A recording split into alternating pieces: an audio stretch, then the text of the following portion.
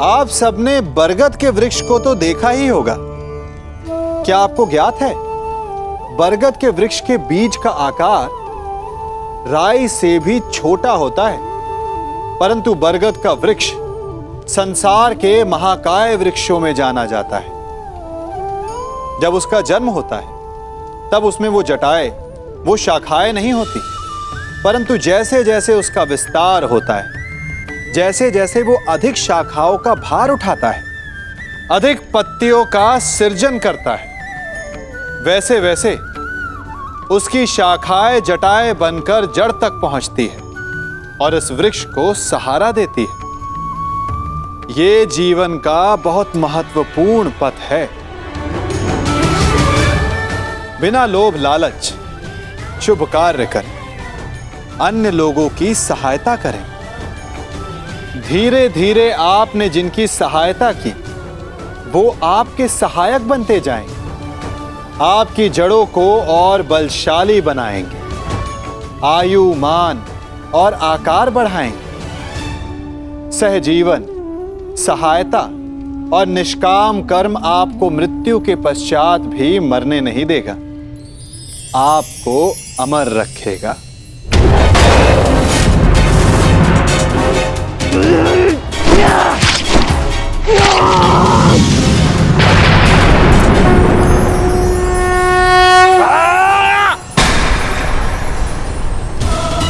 ये हमें क्या हुआ था कुमार? हम एक दूसरे पे क्यों प्रहार कर रहे थे? अवश्य कोई माया थी जिसका अंत हुआ। आओ आओ, शत्रु हमारे प्रहार की प्रतीक्षा कर रहा है। चलिए कुमार।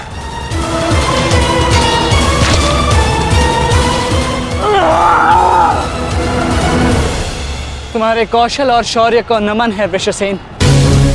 अनुमान नहीं था कि कौरव सेना में ऐसे कुशल योद्धा से सामना होगा। सूर्यास्त में समय अभी शेष है अभिमन्यु, और हमारे तुनीरों में बाण नहीं। तो समय व्यर्थ ना करते हुए द्वंद्व आरंभ करें। तो मैं प्रस्तुत हूं योद्धा।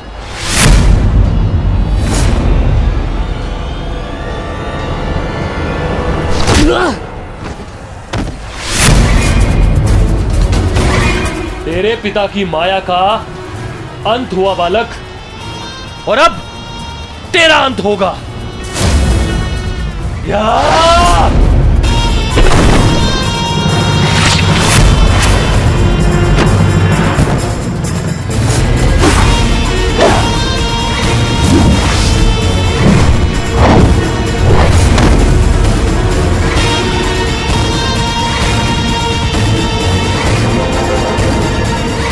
हार तब नहीं होती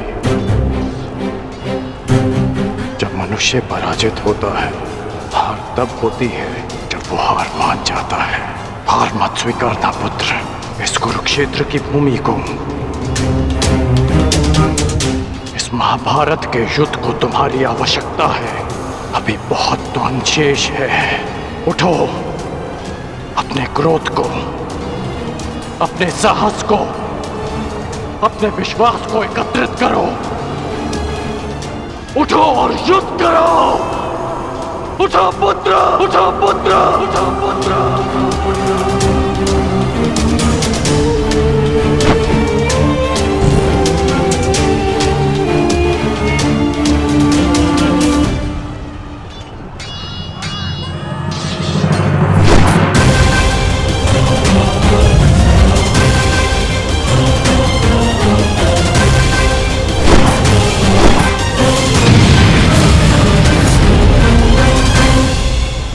माधव, पितामह के प्रहार प्रतिक्षण बलशाली होते जा रहे हैं। हम उन्हें बहुत समय तक रोक नहीं पाएंगे। रोकना तो पड़ेगा पार्थ। जितना समय तुम इन्हें रोकोगे उतना समय भीम को मिलेगा कि वो दुर्योधन को परास्त कर युधिष्ठिर के समक्ष आत्मसमर्पण करने को विवश कर सके।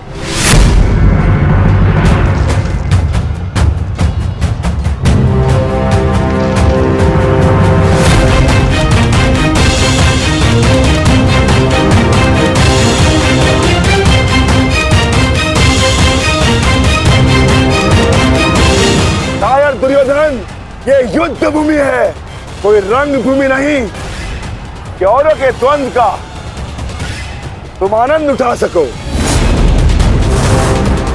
क्यों दुर्योधन, कायरों की भांति क्यों खड़े हो? आओ और आकर मुझसे युद्ध करो।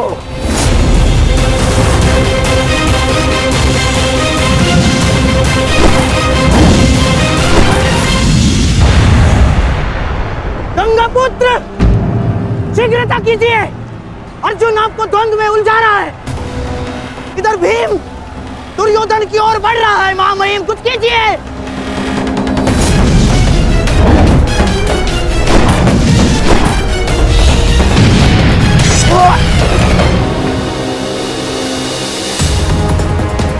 सारथी,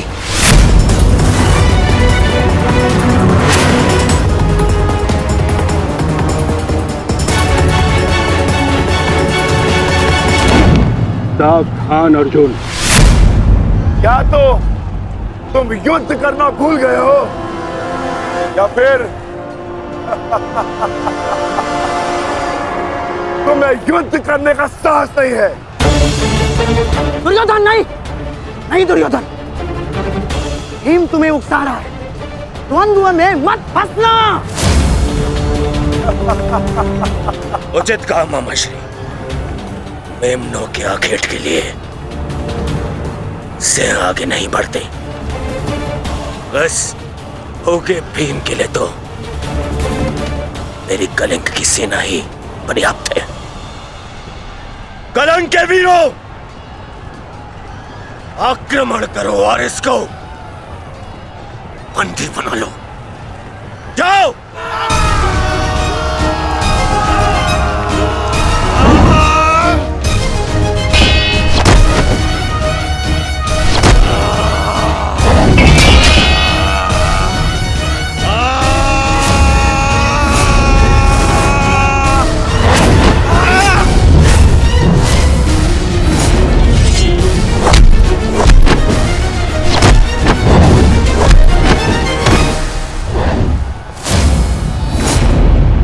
दुर्योधन, बस ये इतने से थे?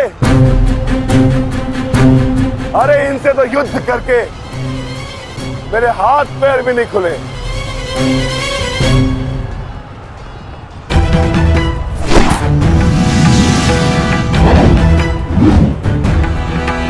आप नियम भंग कर रहे हैं आचार्य। आप एक साथ दो पर आक्रमण नहीं कर सकते। स्मरण रहे कि युद्ध के नियम के अनुसार दो योद्धा एक योद्धा पर आक्रमण नहीं कर सकते, पर तो एक योद्धा दो योद्धाओं पर आक्रमण कर सकता है। सहदेव,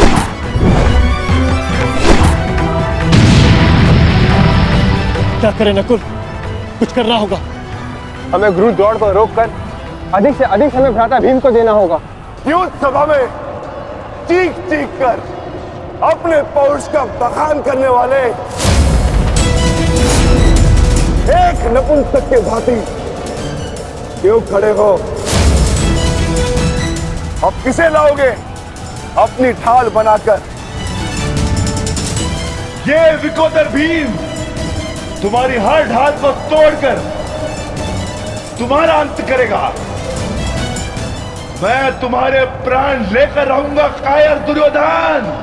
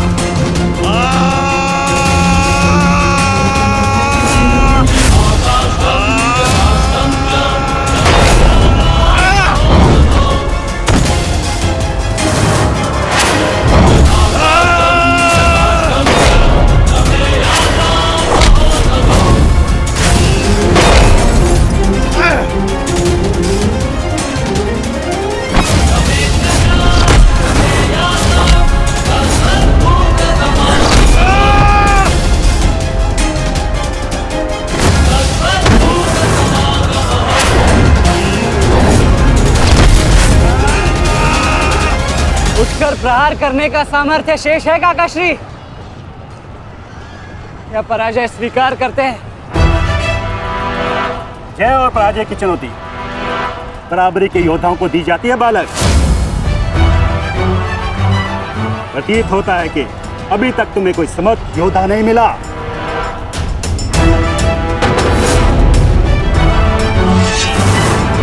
मैं शब्दों के बाण नहीं चलाता नानाश्री। अच्छा, तो युद्ध करो या समर्पण करो।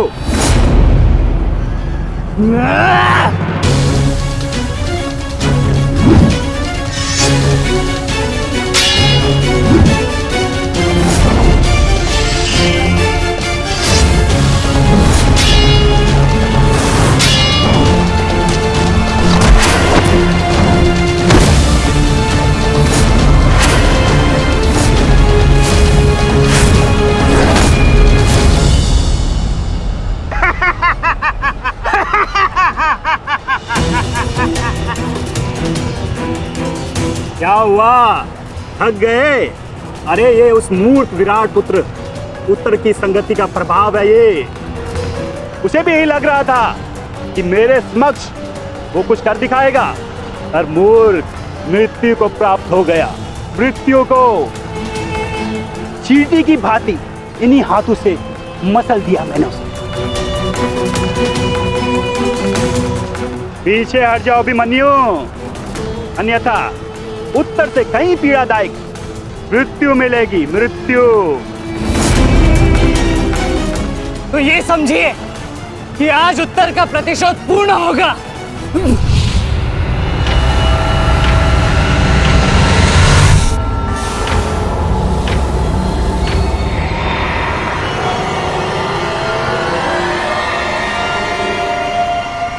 फिर से मूर्खता कर रहे हो अभिमन्यु? मेरी शक्तियों के बारे में ज्ञात नहीं है। शत्रु का क्रोध मुझे और बलशाली बनाता है। बलशाली।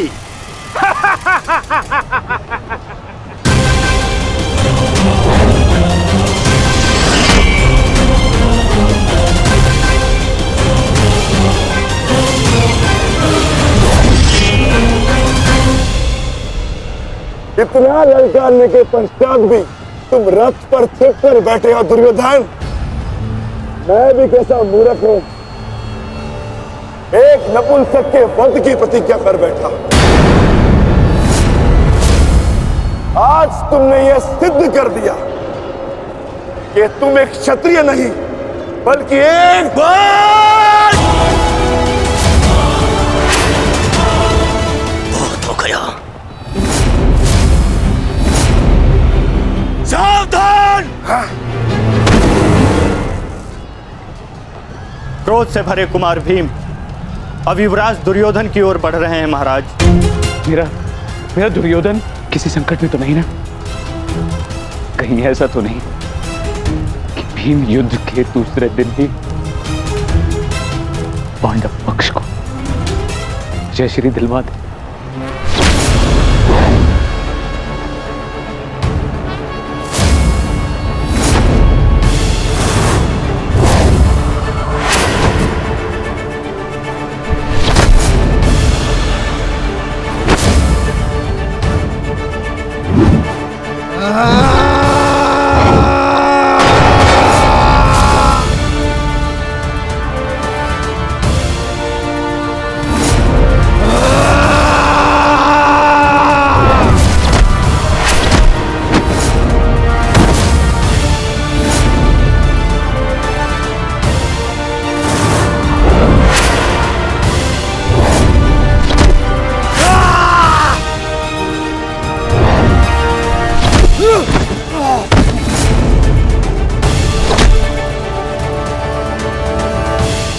दुर्योधन भागो!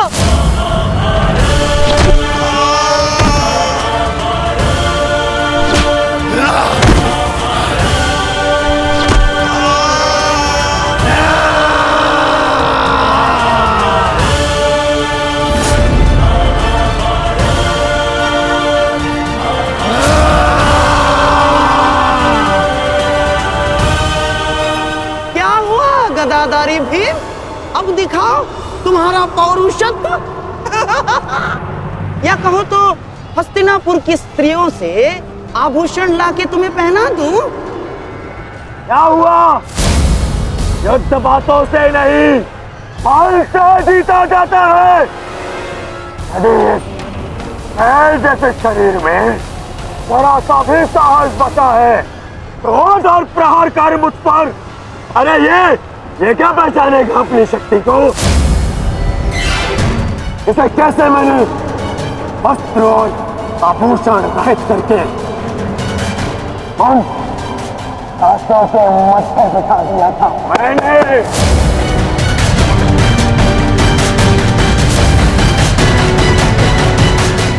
कदाचित ये भी भूल गया है कि कैसे मैंने बलि सभा में उस दासी द्रौपदी को उसका उचित स्थान दिखाया था।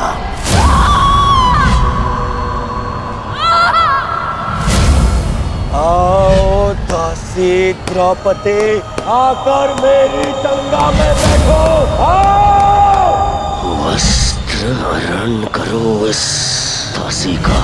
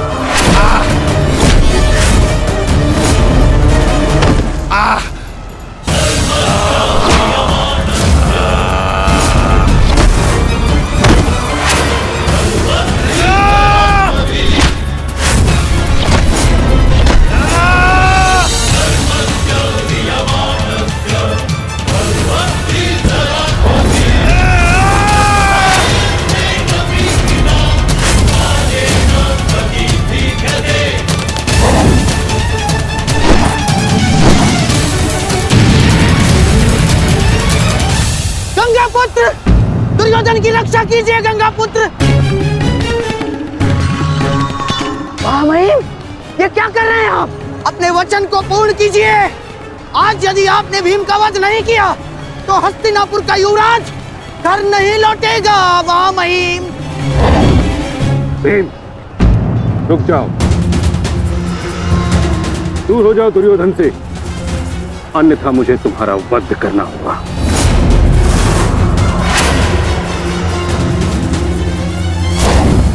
सावधान पितामह, यदि आपने भ्राता भीम पर प्रहार किया तो मुझे विवश होकर आप पर बाण संधान करना होगा।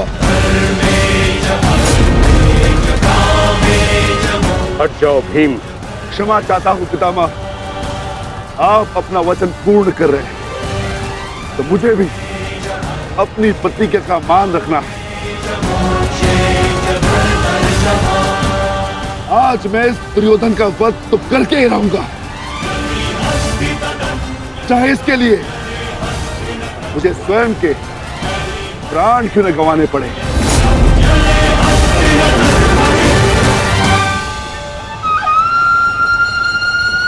स्वयं के प्राण गंवा सकते हो भीम, परंतु क्या अपने दोनों भ्राताओं को इस आहुति में झोंक दोगे तुम?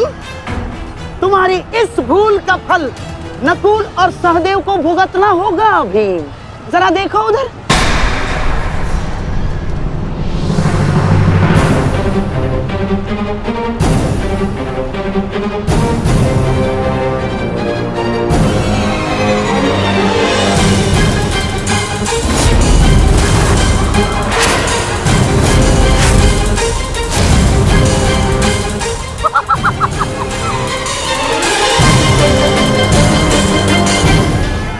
पिताश्री,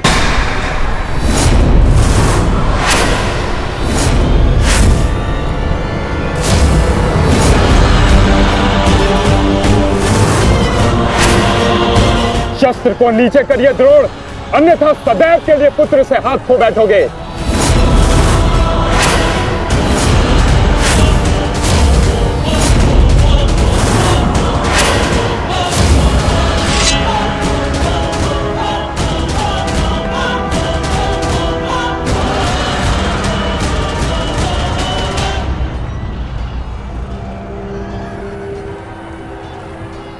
दुर्योधन, तेरा अंत आ गया है। तुम्हारे पास दो विकल्प शेष है दुर्योधन। या तो देश युधिष्ठिर के समक्ष आत्मसमर्पण करो, अपनी सेना को पीछे हटने का आदेश दो, या फिर अपने प्राण यमराज को समर्पित करो।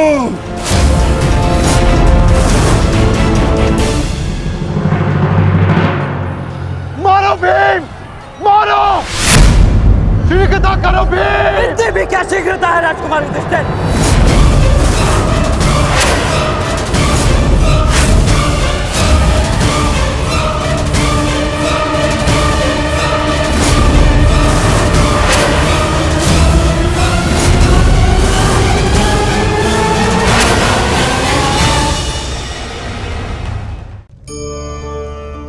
इस पात्र को देख रहे हैं? एक कुम्हार इस पात्र को बड़ी यातना से, बड़ी सावधानी से गढ़ता है। वो इसे अग्नि में तपाता है और इस योग्य बनाता है कि भीषण ताप में ये प्यासों की प्यास बुझा सके। और इस घट का आरंभ जल से होता है।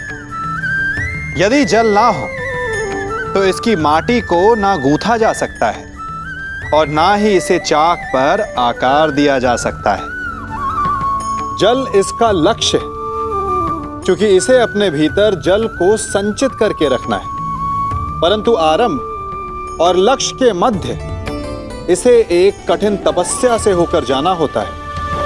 इसे ताप सहना होता है, रात भर अलाव में पकता है। और यही समस्या मनुष्य के साथ भी होती है। यदि उसे अपने जीवन में लक्ष्य पाना है तो उसे दुखों का, कठिनाइयों का और बाधाओं का ताप सहना होगा। क्योंकि बिना जला हुआ घट, बिना तपा हुआ घड़ा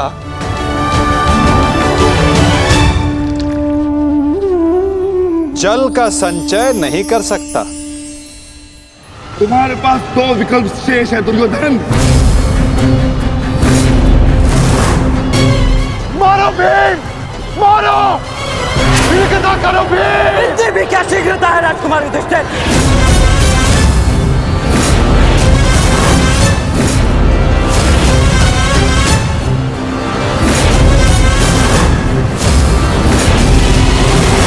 पीछे हट जाइए विकोदर भीम, अन्यथा मूल्य अपने ज्येष्ठा के प्राण देकर चुकाने होंगे। नहीं भीम, नहीं! मेरी चिंता मत करो, अपना वचन पूर्ण करो। ऐसा अवसर दोबारा नहीं मिलेगा अनुज। मत करो इस दुर्योधन का। पांचाली के अपमान का प्रतिशोध दो भीम।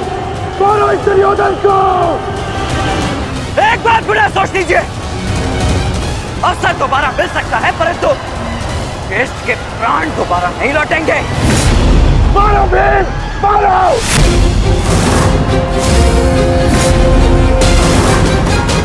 दुर्योधन!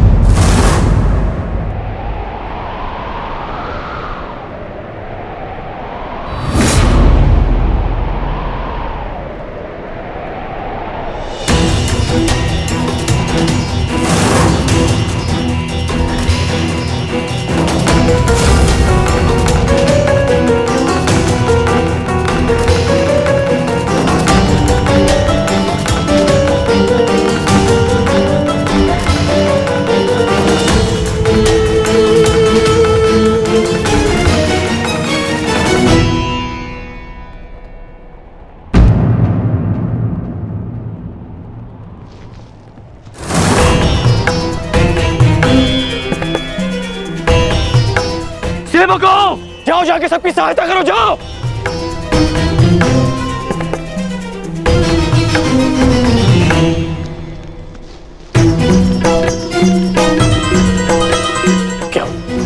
क्या हुआ?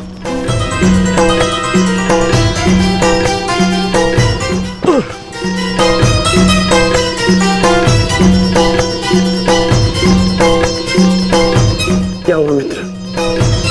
आज हम ये युद्ध हारने ही वाले थे मित्र। उस भीम ने मेरा वध कर ही दिया था, परंतु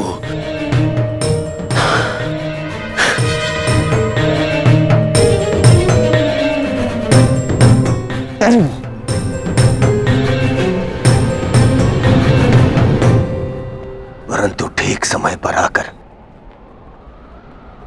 वृषसेन ने पूरी परिस्थिति को ही बदल दिया।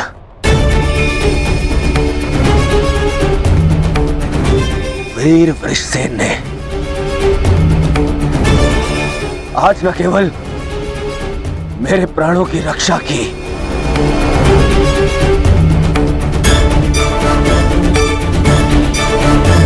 अभी तो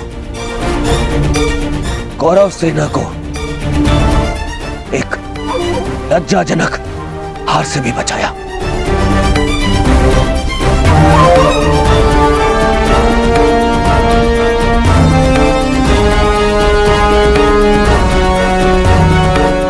मैं गर्वित हूं तुम्हें अपनी सेना में पाकर पुत्र, गर्वित हूं मैं।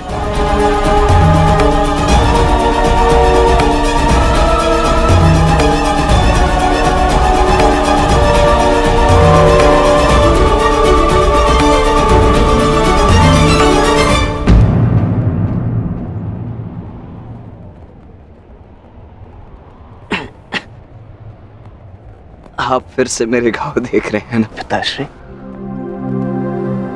और मैं फिर से यही कहूंगा, चिंता मत कीजिए।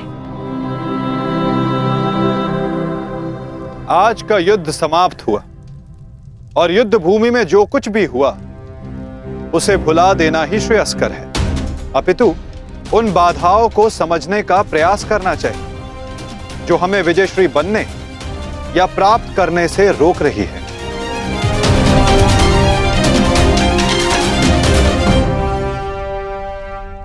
सबसे बड़ी बाधा तो वो कर्ण का पुत्र वृषसेन है।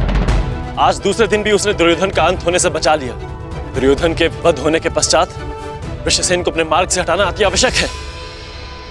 कुछ नहीं होगा आपके पुत्र को, और आपका पुत्र आपके मित्र को भी कुछ नहीं होने देगा।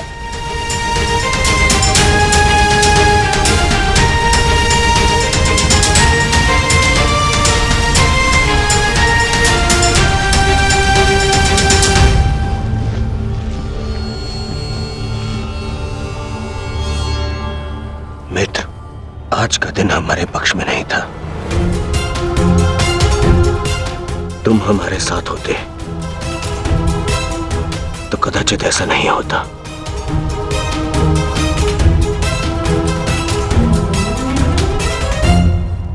आज युद्ध भूमि में कौरव केवल धर्मराज युधिष्ठिर का वध करने का प्रयत्न करते रहे, और कल हम दुर्योधन को अपना लक्ष्य बनाएंगे।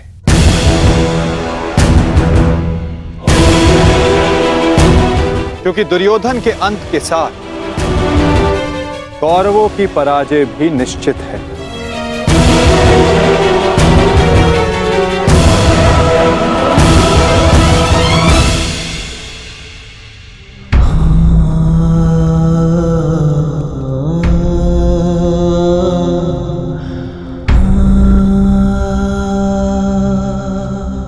पुत्र,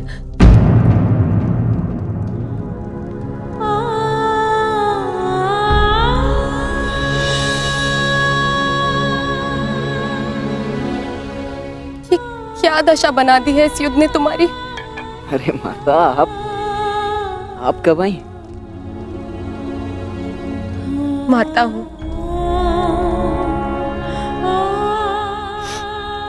पुत्र को घाव लगता है तो माता को आभास हो ही जाता है। मेरे मन ने कहा कि मेरा पुत्र संकट में है, दौड़ी चली आई।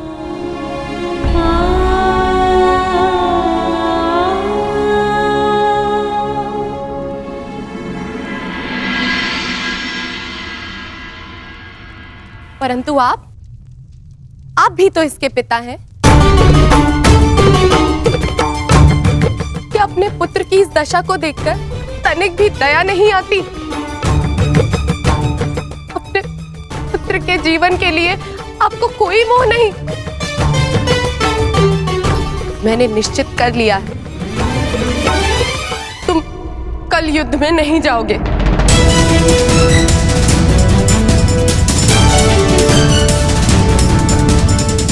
परंतु माता, मैंने कहा ना, ये मेरा अंतिम निर्णय है। पिताश्री, ये तुम्हारे अतिरिक्त कौरव सेना में और भी कुशल योद्धा है। निश्चित रूप से कौरव सेना में कुशल योद्धाओं की कमी नहीं है पिताश्री,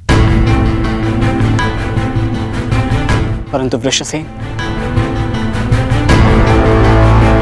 उन सबसे भिन्न है। उसकी सोच, उसकी प्रतिभा, उसका तेज प्रशंसनीय है। उससे द्वंद्व करते समय मैंने बहुत कुछ सीखा। यदि वो कौरव के पक्ष में ना होता तो निश्चित रूप से मेरा अभिन्न मित्र होता।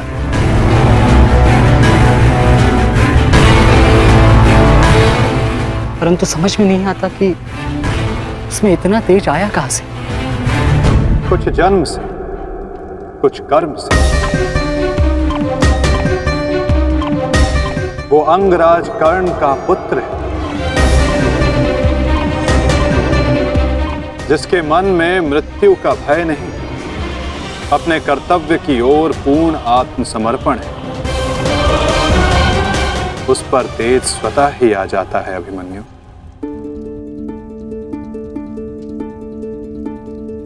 मैं अपने कर्तव्य से मुख नहीं मोड़ सकता माता, क्षमा चाहता हूं। आप मुझसे मेरे प्राण भी मांगेंगी तो मैं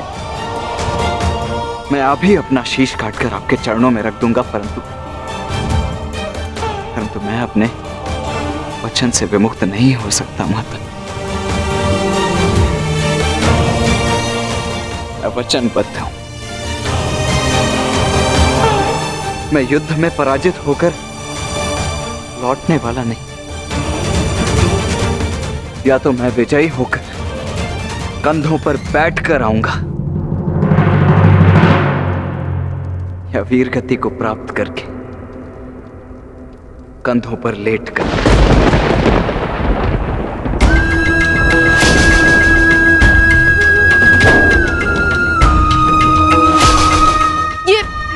ये आपका पुत्र क्या बोल रहा है?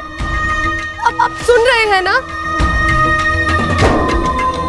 मैं आपसे हाथ जोड़कर विनती करती हूँ स्वामी, रोकिए इसे। आप ऐसा कैसे होने दे सकते हैं? कुछ कीजिए। करना तो तुम्हें है सुप्रिया, ममता और कर्तव्य में संतुलन करना है। तुम एक योद्धा की माता हो, तुम्हें अपने हृदय को कठोर बनाना होगा। मेरी अनुपस्थिति में हमारा पुत्र इस महायुद्ध में अत्यंत मुख्य भूमिका निभा रहा है। मुझे उस पर गर्व है और तुम्हें भी होना चाहिए सुप्रिया। युद्ध में पीछे हट जाने वाले वृषसेन का पिता होने से अधिक युद्ध में बलिदान दे देने वाले वृषसेन का पिता होना अधिक श्रेष्ठकर समझता हूं।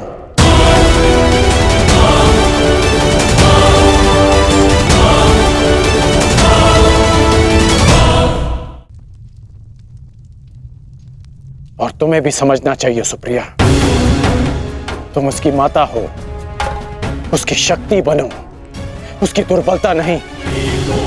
हर मनुष्य अपना लक्ष्य चुनता है और मैंने और वृषसेन ने भी अपना लक्ष्य चुन लिया है। हमारा लक्ष्य ये महायुद्ध है और युद्ध बलिदान मांगता है। और यदि वो बलिदान मेरा या मेरे पुत्र का होगा तो हमसे अधिक भाग्यशाली और कोई नहीं होगा सुप्रिया। परंतु मैं इसकी माता हूं। हर कोई जो इस युद्ध में है उसकी भी माता है, वो भी किसी का भाई, बेटा, पिता या पति है। यदि हर माता तुम्हारी भांति विलाप करने लग जाए तो इस युद्ध में योद्धा रिक्त हो जाएंगे। जब युद्ध क्षेत्र में मृत्यु समक्ष खड़ी होती है तो योद्धा पुकारता है, हे मृत्यु, तैयार यदि तू आने को, प्रसन्न मुख आ, द्वार खुला है, तेरा स्वागत, प्रसन्न मुख आ।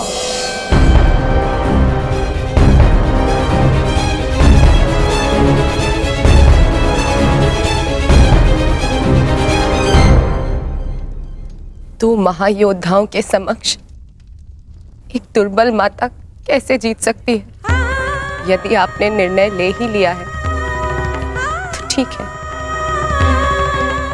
किंतु एक बात स्मरण रखना, यदि मेरे पुत्र को कुछ भी हुआ तो उसके उत्तरदायी आप होंगे और इसके लिए मैं आपको कभी क्षमा नहीं करूंगी।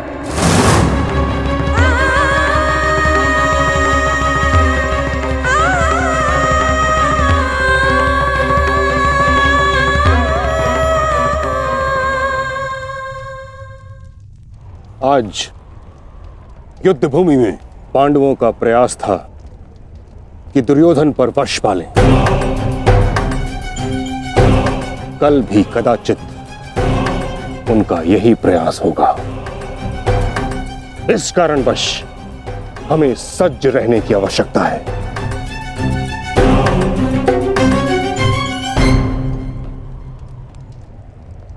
कल हम गरुड़ व्यूह की रचना करेंगे और इस व्यूह का नेतृत्व स्वयं मैं करूंगा। गरुड़ की आंख के स्थान पर मेरा रथ होगा। उसके एक पंख पर गुरुद्रोण आप और दूसरे पंख पर अश्वत्थामा, मध्य में मद्रराज शैल्य और युवराज दुर्योधन अंतिम रेखा पे रहेंगे। कुशल योद्धाओं का दल उनका सुरक्षा चक्र बनकर रहेगा और किसी भी मूल्य पर यह सुरक्षा पंक्ति टूटनी नहीं चाहिए। ये लीजिए, ये नई रणनीति लाए। पितामह, आपकी अब तक कोई भी रणनीति सफल तो हुई नहीं है। ऐसा ना हो कि आपकी ये रणनीति भी असफल रहे। ऐसे मत देखिए, कुछ अनुचित कह रहा हूं, सत्य कह रहा हूं। अब तक आपकी किसी भी रणनीति का कोई भी वास्तविक लाभ हमें नहीं मिला है। आज जो घटित हुआ है और जो घटित हो सकता था मैं जानता हूं। अरे सेना को छोड़िए, आप तो मेरी सुरक्षा का कर्तव्य, अपने युवराज की सुरक्षा का कर्तव्य भी पूर्ण नहीं कर पाए। हे पितामह, अब मुझे आप पर विश्वास नहीं रहा पितामह। नहीं दुर्योधन, पितामह के अतिरिक्त तुम्हारी रक्षा और कौन कर सकता है? मैं करूंगा, मैं करूंगा, मैं करूंगा, मैं करूंगा।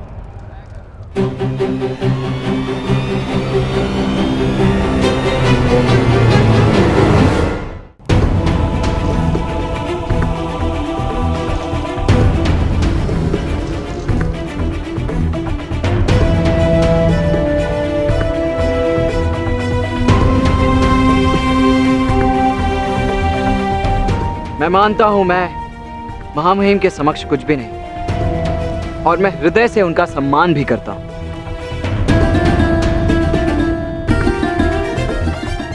किंतु यदि युवराज मुझे अवसर दें तो मैं उनकी सुरक्षा के लिए सदैव तत्पर रहूंगा।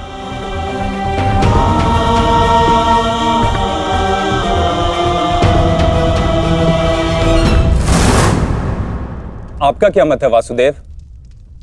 कल कौरव किस रणनीति के साथ युद्ध क्षेत्र में उतरेंगे?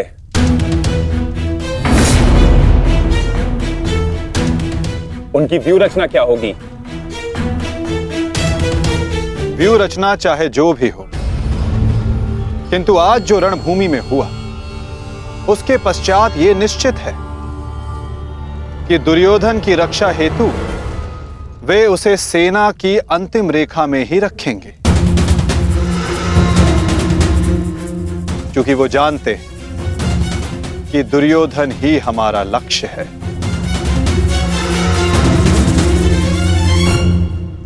यदि ऐसा है तो फिर हमें कौन से व्यू का उपयोग करना चाहिए माधव?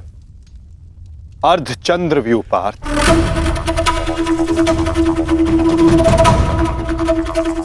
उसी व्यू के कारण हम दुर्योधन को रणभूमि की ओर ला पाएंगे।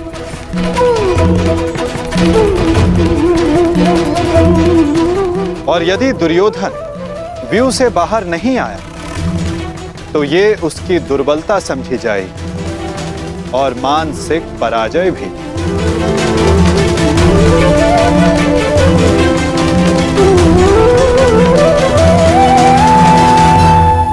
कल दुर्योधन की रक्षा कोई नहीं कर पाएगा, वो चाहे आचार्य द्रोण हो या पितामह अश्वत्थामा हो या दुशासन या फिर वृक्षसेन।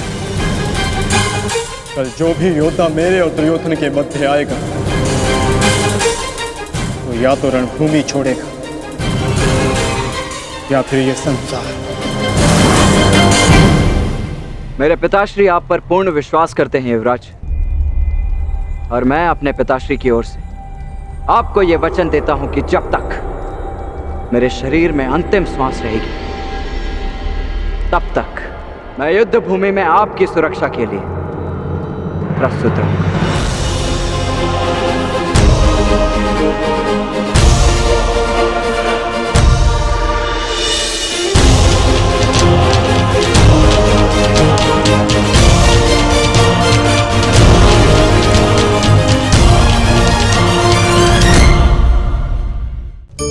हम सबके जीवन में एक समस्या अवश्य आती है कि किसके समक्ष झुका जाए और किसके समक्ष ना झुका जाए।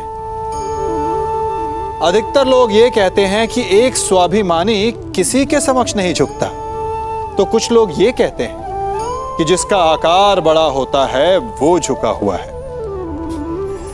विभिन्न मत हैं इस विषय में, परंतु सत्य क्या है? क्या आपने कभी सत्य को जानने का प्रयास किया?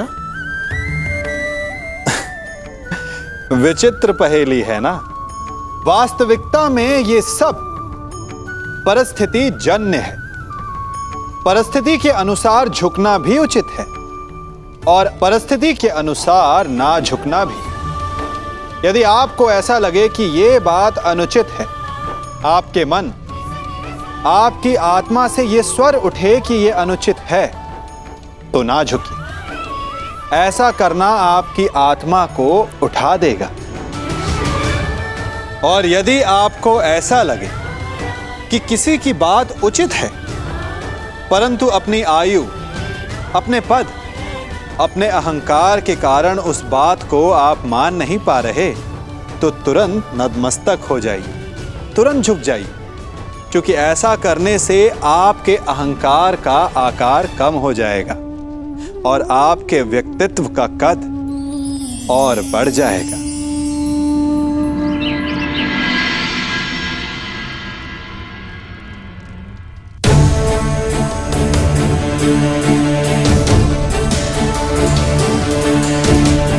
आज युद्ध का तीसरा दिन है। मेरी इच्छा है कि तुम हर परिस्थिति में मेरे साथ रहो। तुम्हारी सुरक्षा हेतु यह आवश्यक है। आप केवल सेना के नेतृत्व के बारे में सोचिए। तुम्हारी कुतर्कता का मैं उत्तर देना नहीं चाहता दुर्योधन, परंतु दो बातें स्मरण रहें दुर्योधन। प्रथम, जीवित रहने का प्रयास करना। द्वितीय, सदैव मेरे पीछे ही रहना।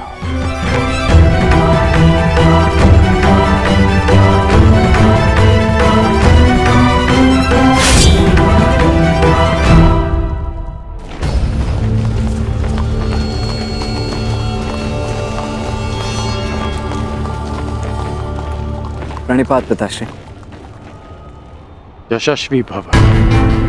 मैं यहां तुम्हें यह बताने नहीं आया कि मन लगाकर युद्ध करना, क्योंकि वो तो तुम करोगे ही। मैं यहां तुम्हें एक सीख देने आया हूं।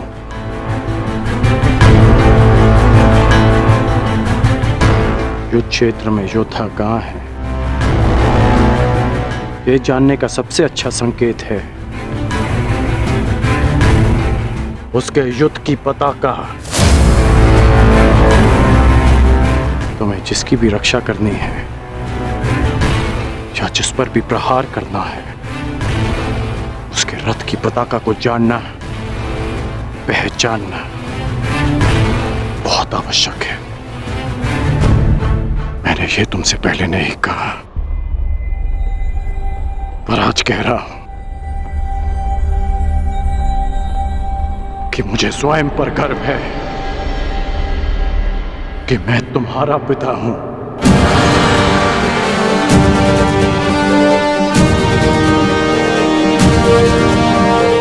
कल्याण हो तुम्हारा पुत्र।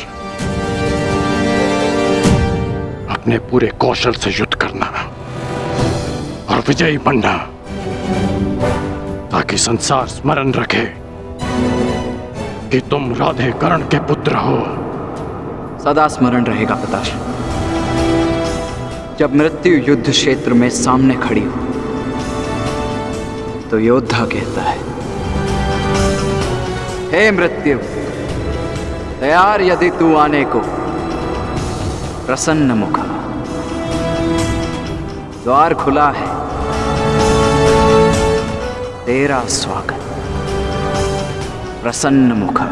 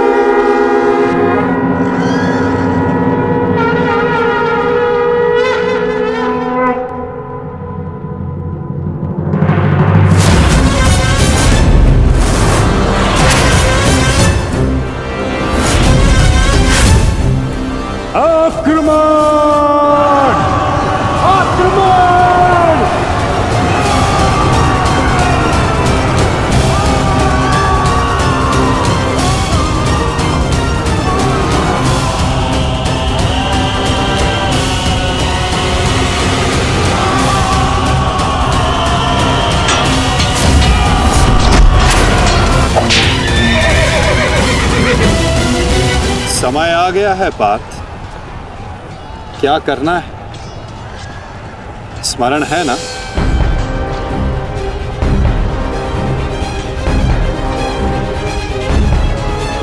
जी माता।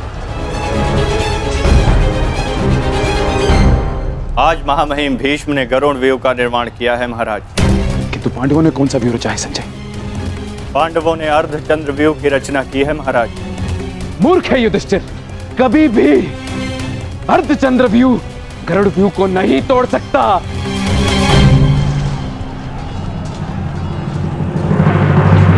प्रस्थान करो विकोदर। जो आदेश वासुदेव। अपने साथ कुछ सैनिक भी लेते जाओ। जी वासुदेव। सैनिकों, आगे बढ़ो।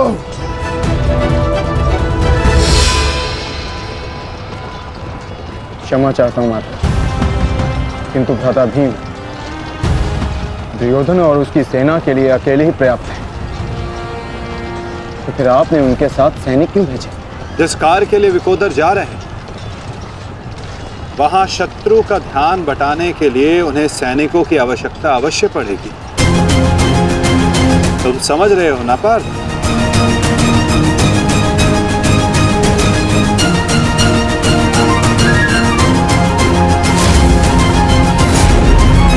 दुर्योधन, कल जो कार्य अधूरा रह गया था उसे पूर्ण करने का आज समय आ गया है।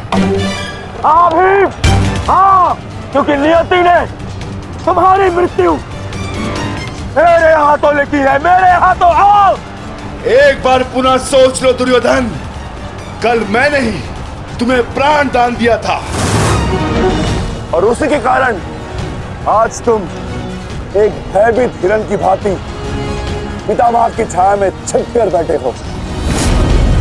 बाहर निकलो और लड़ो मुझसे।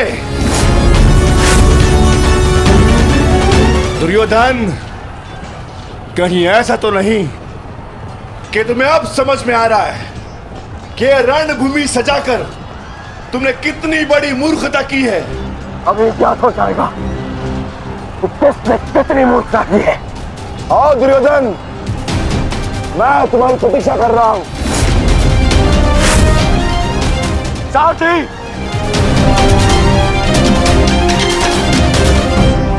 पांडवों ने अर्धचंद्र व्यूह बनाया है। यदि युवराज इसमें फंस गए ना तो उनकी सुरक्षा करना असंभव हो जाएगा। कुछ ना कुछ तो करना होगा मामहिम। हमें इन्हें रोकना होगा। ये मामहिम।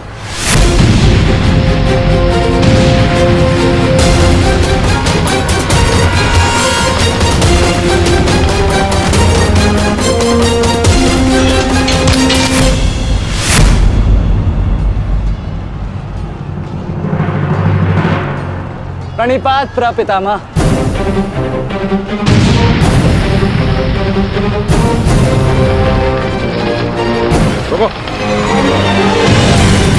प्रणाम आचार्य।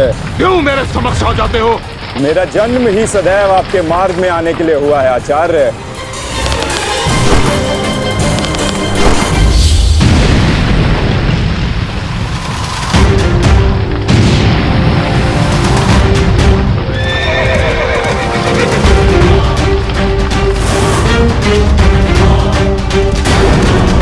मुझे युवराज की सहायता के लिए जाना होगा।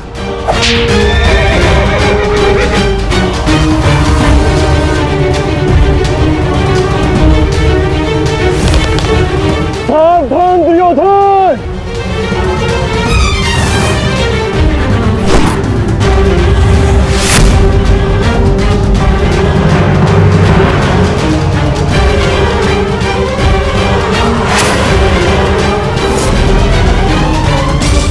चूक गए अर्जुन, अपना एक बाण व्यर्थ कर दिया तुमने।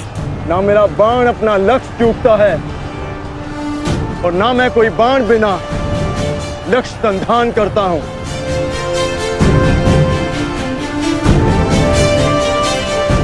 अर्थात इसलिए ताकि पितामह भीष्म मुझे ढूंढ ना पाए। ये युद्ध हम भाइयों के मध्य है, तो फिर इसमें आचार्य द्रोण और पितामह को कष्ट क्यों देना?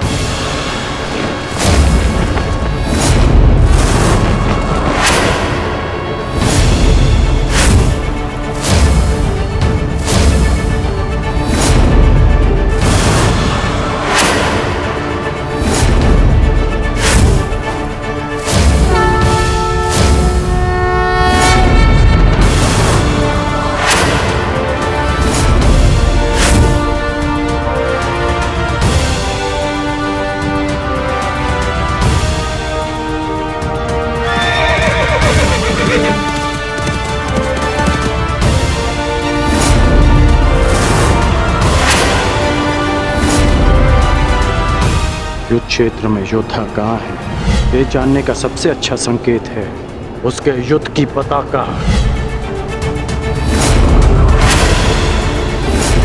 सारी पांडव पताकाएं एक साथ, अर्थात वहां कोई एक विशेष शत्रु है, और वो विशेष शत्रु युवराज दुर्योधन के अतिरिक्त और कोई नहीं हो सकता।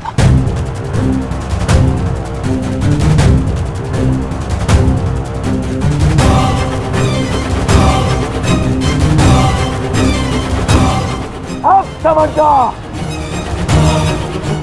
जब बल से कार्य नहीं बना तो छल से मुझे बंदी बनाने की योजना बनाई है तुम पांडवों ने। हाँ?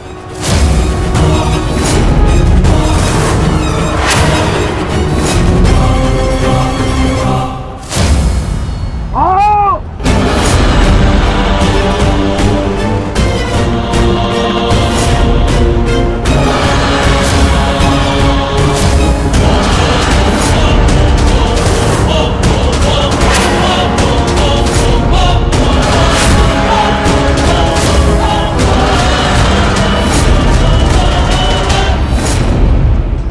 सावधान दुर्योधन!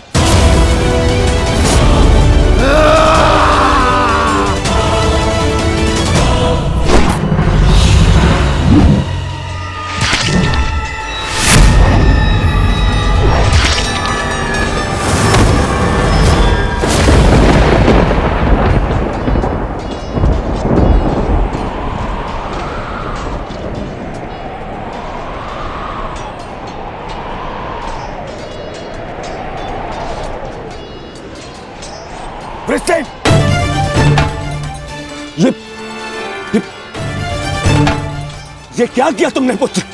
वचन भंग किया। उठो उठो उठो।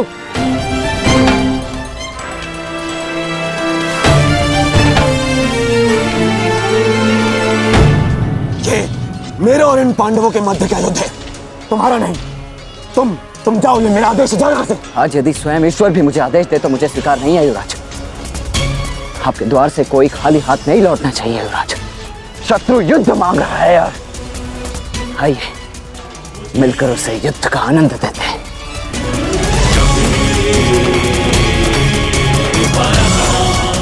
हर हर महादेव, हर हर महादेव।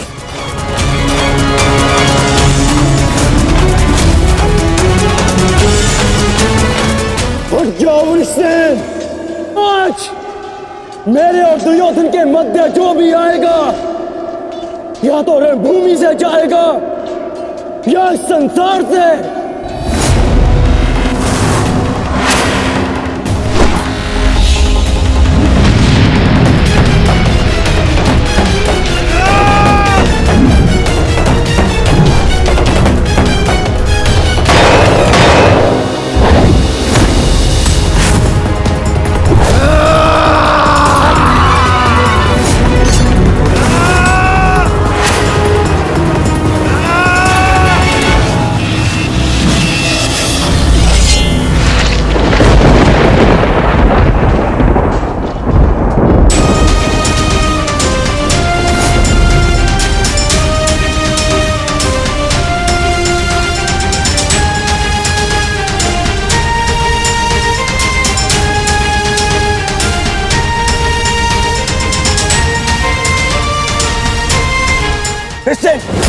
तुम ठीक तो हो पुत्र? हाँ, आप मेरी चिंता मत कीजिए युवराज, आप स्वयं। वृषसेन!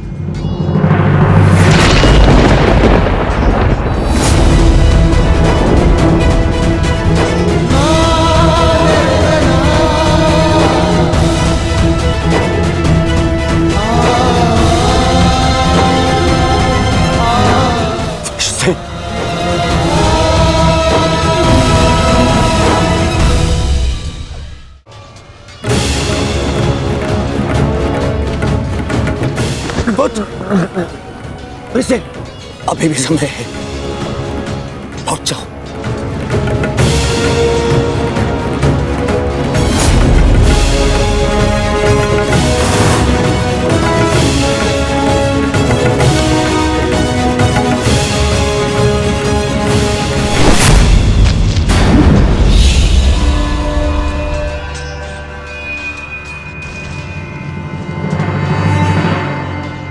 सूर्यास्त होने को है अर्जुन।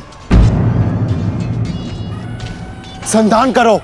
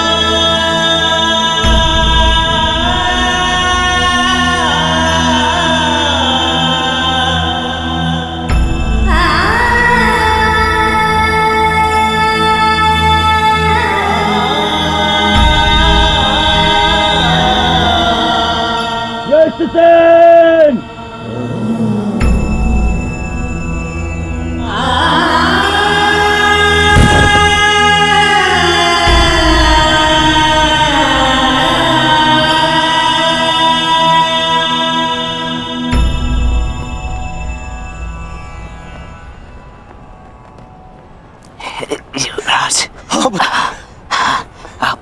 आप सुरक्षित तो है। हाँ पुत्र, मैं सुरक्षित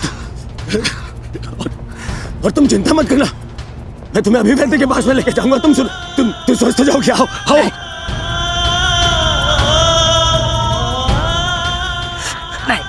नहीं युवराज, मेरे पास समय नहीं है। नहीं। मुझे कहीं और जाना है। कहाँ जाना है पुत्र? मुझे जाना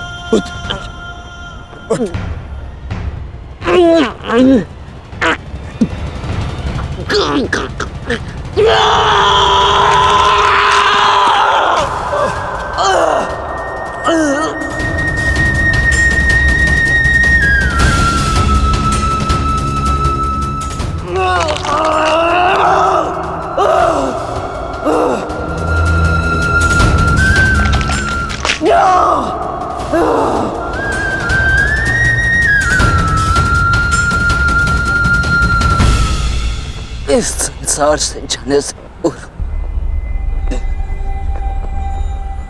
मुझे उनसे मिलना है जिन्होंने मुझे इस संसार में आने का लक्ष्य समझाया।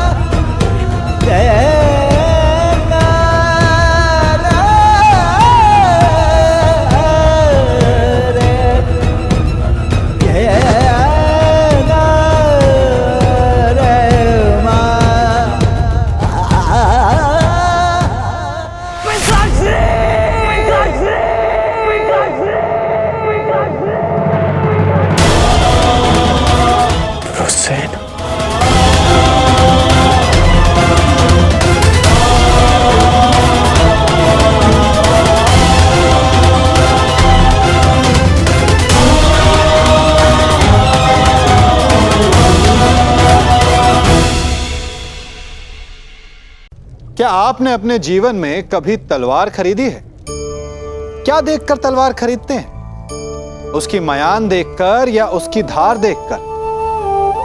अरे, मैं भी कैसा प्रश्न पूछ रहा हूं आपसे।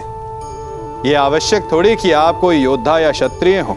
यह भी हो सकता है कि आप कोई व्यापारी, कोई छात्र या शिक्षक हो। तो चलिए मैं आपसे यह पूछता हूं कि आप नए वस्त्र कैसे खरीदते हैं? क्या उसका रंग रूप देखकर खरीदते हैं या उसकी गुणवत्ता देखकर? गुणवत्ता देखकर, है ना? ठीक उसी प्रकार जब आप किसी मनुष्य से मिलें तो उसके रंग रूप पर मत जाइए, उसका आचरण समझने की चेष्टा कीजिए, उसकी मेधा, उसकी प्रतिभा का मूल्यांकन करने का प्रयास कीजिए। आपका जीवन बहुत ही सरल हो जाएगा।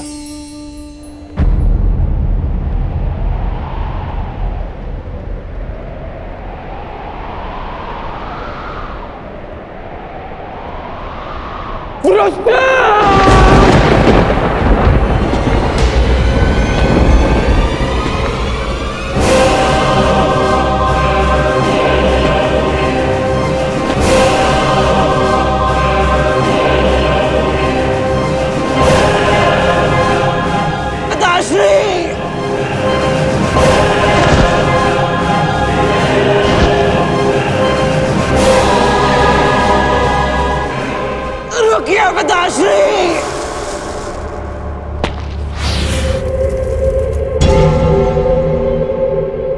आप वचनबद्ध हैं। आप व्यापार नहीं करेंगे।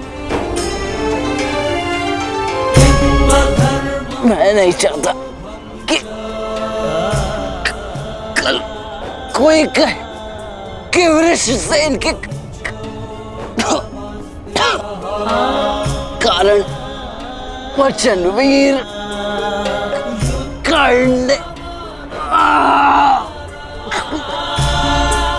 अपना वचन तोड़ दिया।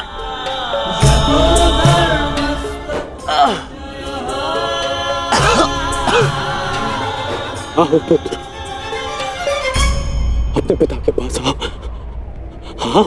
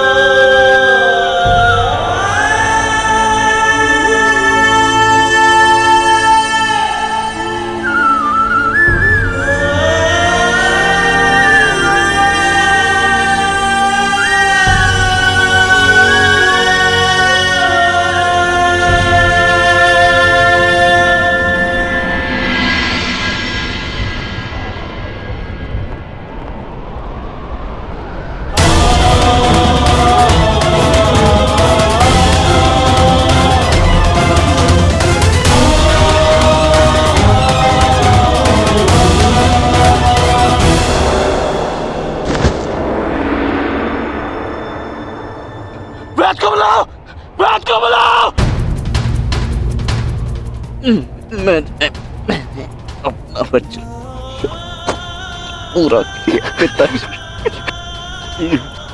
तुम्हें कुछ नहीं होगा, कुछ नहीं होगा तुम्हें। जब मृत्यु समक्ष खड़ी हो तुम तो क्या कहता है? हे मृत्यु यार, यदि तू आने को प्रसन्न मुख द्वार खुला है, तेरा स्वागत प्रसन्न मुख।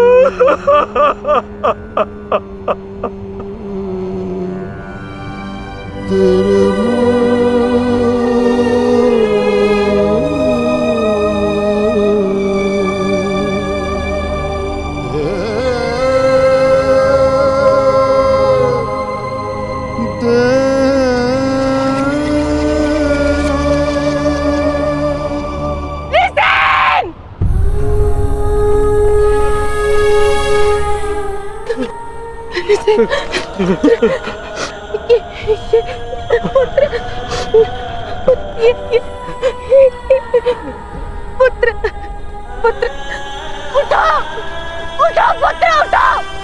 तुम्हारी माता तुम्हें इसकी आज्ञा नहीं देती। उठो उठो पुत्र उठो।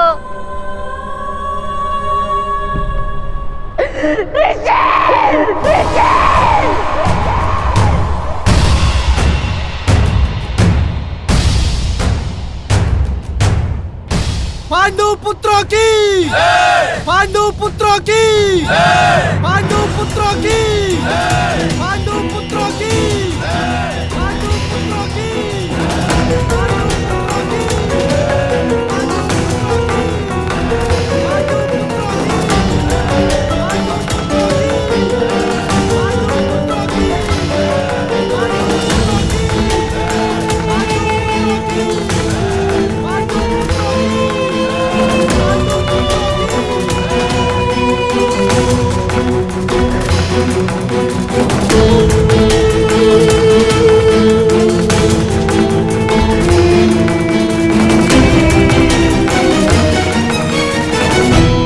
किस बात का उत्सव मनाया जा रहा है पांचाल कुमार?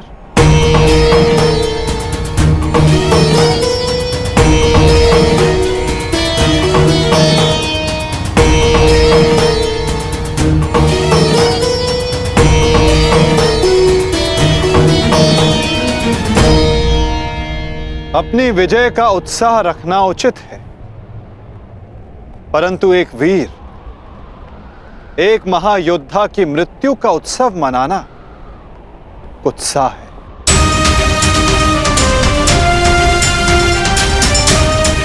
जब वीर उत्तर की मृत्यु पे हमने शोक मनाया था, तो आज वृषसेन की मृत्यु पर हमें उत्सव नहीं मनाना चाहिए।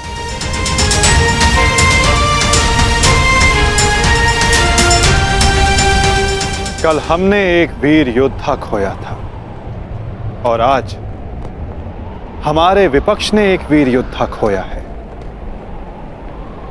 किसे पता कल कौन वीर गति को प्राप्त हो जाए।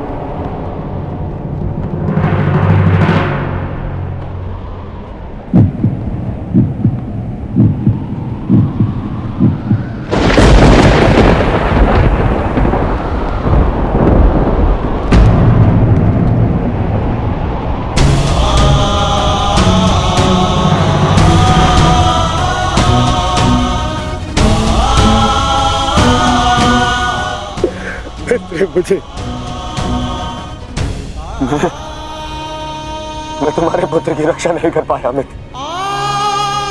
आज यदि मैं जीवित हूं तो केवल तुम्हारे इस वीर पुत्र के कारण। रक्षा तुम मुझे उसकी करनी चाहिए। मेरा पुत्र अपना कर्तव्य पूर्ण करते हुए वीर गति को प्राप्त हो गया। मुझे इस पर गर्व है।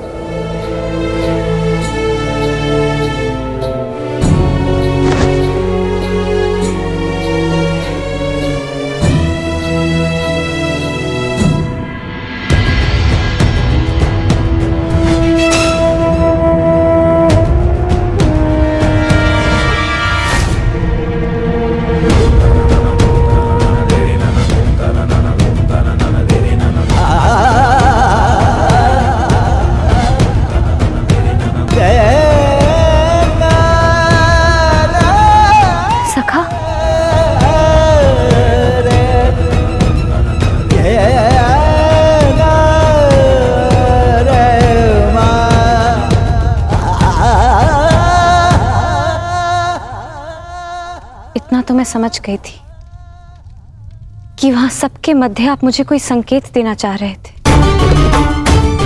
परंतु आपका मंतव्य क्या था सखा? मैं समझ नहीं पा रही हूं। वो क्या है जो आप कहकर भी नहीं कह रहे थे? बताइए सखा। यही कि युद्ध में शत्रु का बाण नाम या मुख देखकर नहीं आता, वो केवल हृदय को छलनी कर जाता है सखी।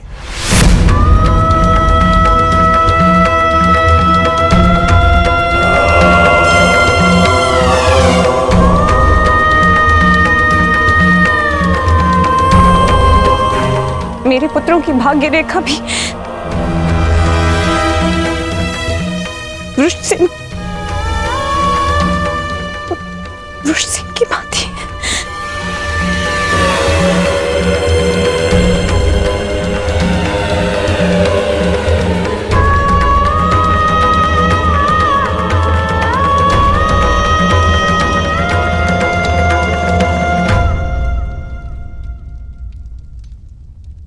आने वाले कल पर तुम्हारा कोई वश नहीं, और जो कल हो गया उस पर शोक मनाने का कोई लाभ नहीं।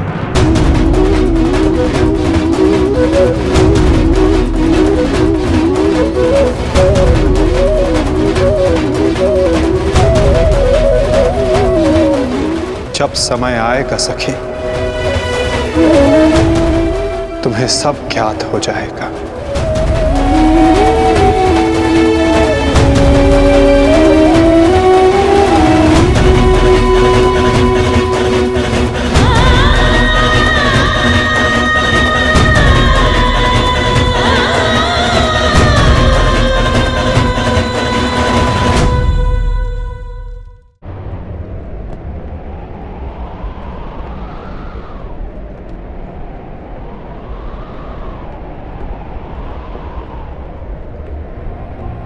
है मृत्यु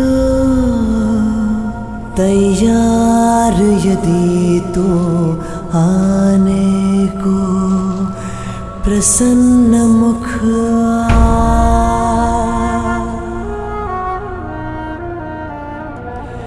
द्वार खुला है तेरा स्वागत, वीर खड़ा द्वारे अभयागत।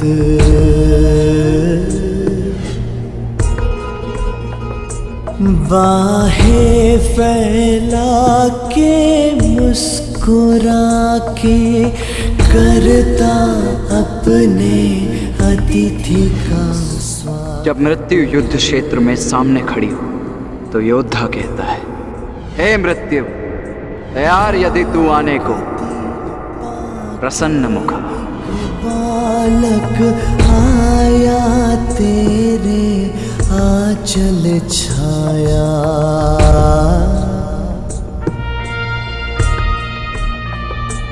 पिता की गोद में खेल सकाना, तेरी गोद में सोने आया।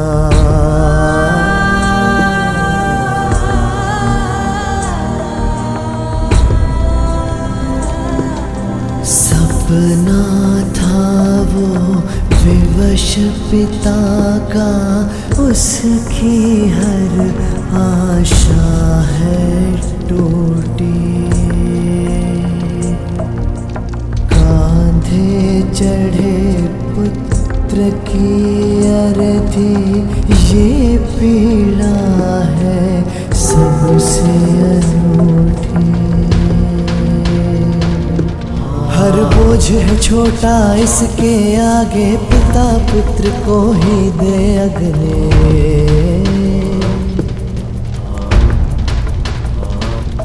अश्रु है बहे आज अंगारे, आग नहीं है अब ये बुझने।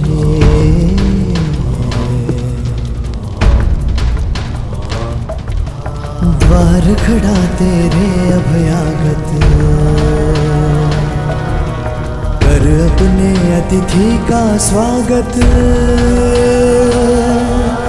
कर अपने अतिथि का स्वागत।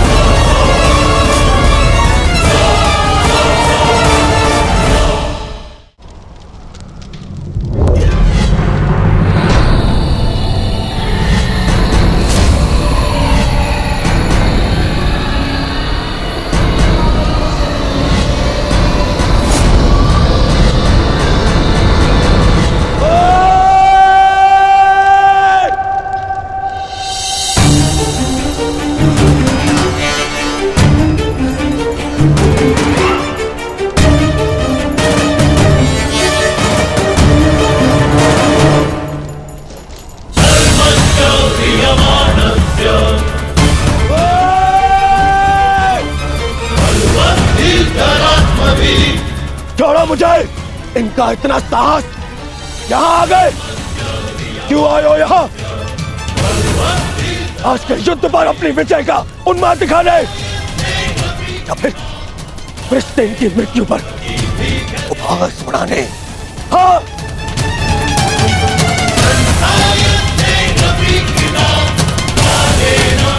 मामा जी इन्हें कहिए यहाँ से चले जाए, अन्यथा मैं इनका बंद कर दूंगा। जाओ यहाँ से।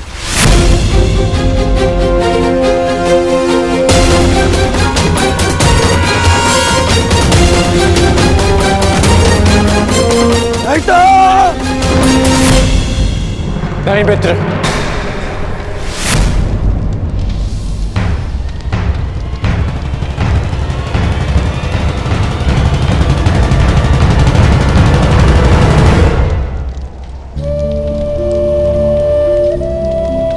रहने दो इन्हें। मेरा पुत्र वीर गति को प्राप्त हुआ है, उसे शांति से दूसरे लोग जाने।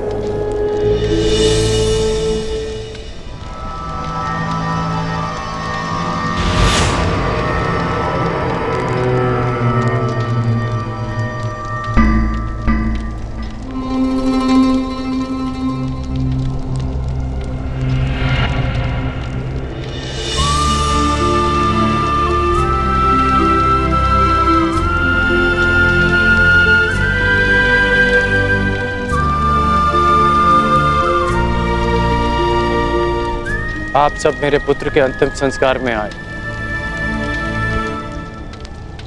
उसकी वीर गति को सम्मान दिया।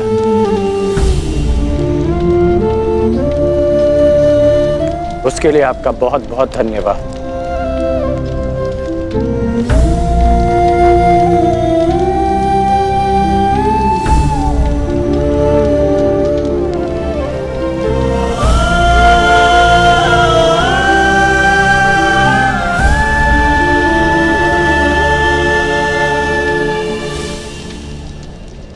ठहरो अर्जुन,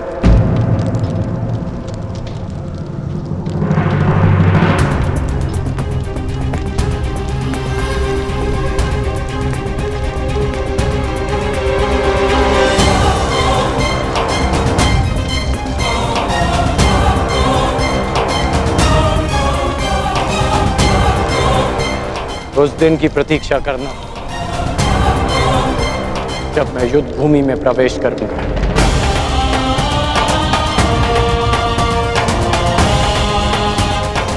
जो भी हुआ मुझे भी उसका खेद है। मैं भी एक पिता,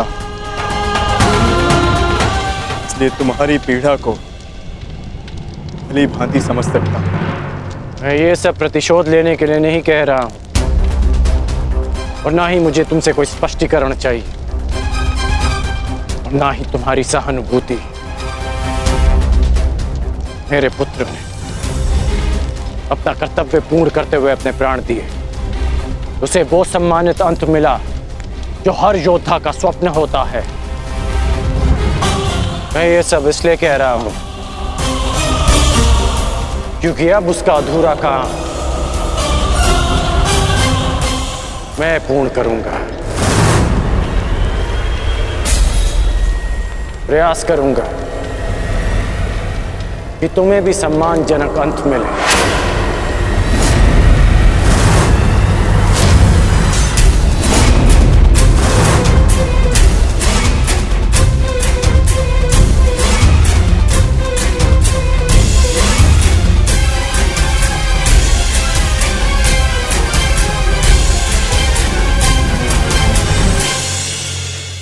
संसार में सबसे अधिक घाव किससे हो सकता है? इंद्र के वज्र से, या विष्णु के चक्र से, या भीम की गदा से, या फिर गांडीव के बाण से? नहीं, सबसे अधिक घाव यदि कोई पहुंचा सकते हैं तो वो हैं हमारे शब्द, हमारे वचन। यदि शब्द बाण है, अस्त्र है, तो हमारी जीभा उनका संधान करने का यंत्र है। शब्द चाहे तो अमृत बनकर आपको जीवन दान दे सकते हैं, या फिर घृणा का विष बनकर आपके जीवन को पीड़ादायी बना सकते हैं। ये शब्द ही हैं जिनके घाव का किसी भी वैद्य के पास कोई उपचार नहीं। इसलिए जो वस्तु जितनी घातक होती है, वही वस्तु उतनी ही अमूल्य भी होती है, और वचन सबसे अमूल्य होते हैं। इसलिए मीठी बोली बोलने का प्रयास कीजिए। अपने हृदय की तुला से तौल कर वचन बोलने का प्रयास कीजिए। मेरी प्रतीक्षा करना अर्जुन। प्रयास करूंगा कि तुम्हें भी सम्मानजनक अंत मिले।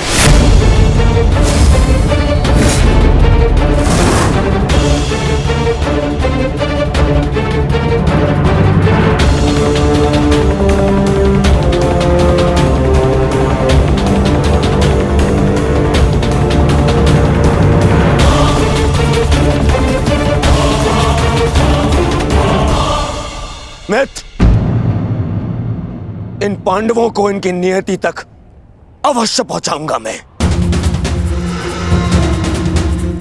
परंतु उससे पहले उस विश्वासघाती को उसकी नियति तक पहुंचाऊंगा। तो हमारे ही पक्ष में है।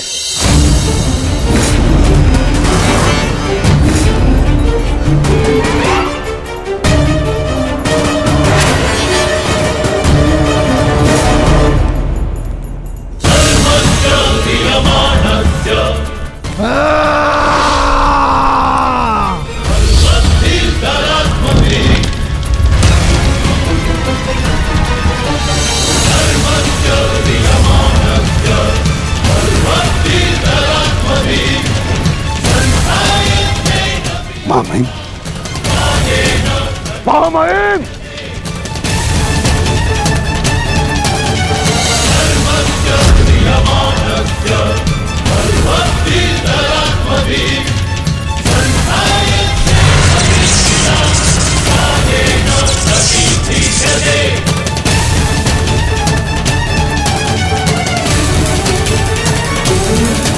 महामहिम, आप ठीक तो है?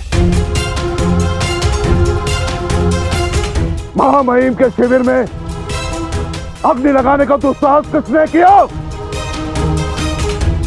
उत्तर दो। एक विश्वासघाती को यही दंड मिलना चाहिए, यही।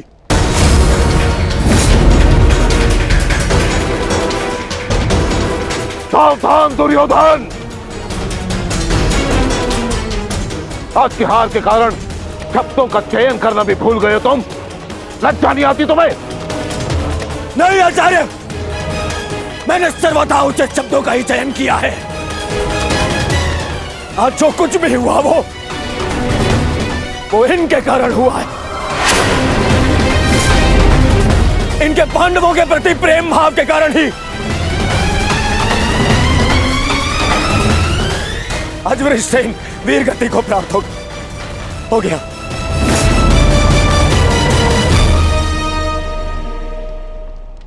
इसीलिए मैं हस्तिनापुर का युवराज दुर्योधन आज अभी और इसी क्षण से आपको कौरव सेना के सेनापतित्व से मुक्त करता हूं। जाइए, चले जाइए वापस हस्तिनापुर और जाकर विश्राम करिए वहां।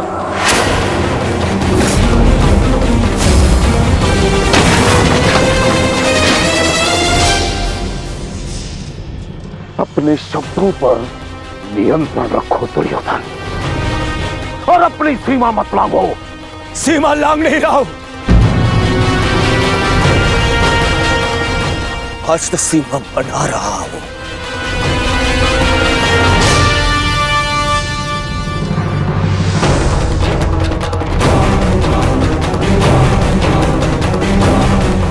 इस समय मैं ऐसे व्यक्ति के सामने खड़ा हूं जो हमसे अधिक हमारे शत्रुओं के पक्ष में है, जिनके मौन रहने के कारण ही मेरे मित्र ने अपना पुत्र और मैंने अपना रक्षक खो दिया। हस्तिनापुर के युवराज की सांसें चलती रहे तो उसने अपनी सांसें खो दी। वृषसेन की मृत्यु का दुख जितना तुम्हें है उतना हमें है, हम सबको है। पर इसका अर्थ ये नहीं कि तुम महामहिम के साथ दुर्व्यवहार करो, जो मैं तुम्हें कदापि करने नहीं दूंगा। बस गुरुदेव, यदि आप भी पितामह के साथ विदा लेना चाहते हैं तो आप भी जा सकते हैं। आपको ससम्मान विदा करेगा यह दुर्योधन।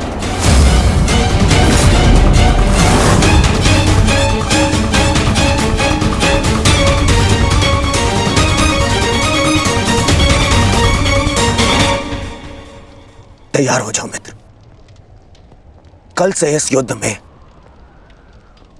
तुम अपने मित्र का साथ दोगे। इनसे कहीं अधिक इस युद्ध में मुझे तुम्हारी आवश्यकता है मित्र।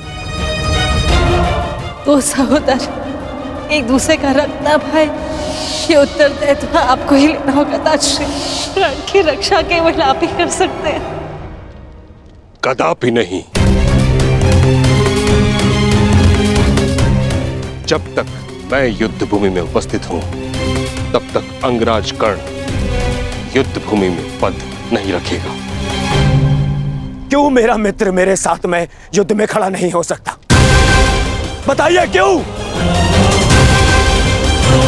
कल को यदि फिर से मेरे प्राणों पर संकट आया, मेरे प्राणों की रक्षा कौन करेगा?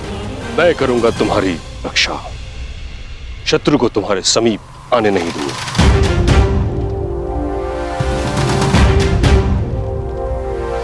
कल सूर्य की पहली किरण के साथ तुम ही नहीं अपितु समस्त पांडव भीष्म पितामह का वह रूप देखेंगे जिसकी किसी ने कल्पना भी नहीं की हो।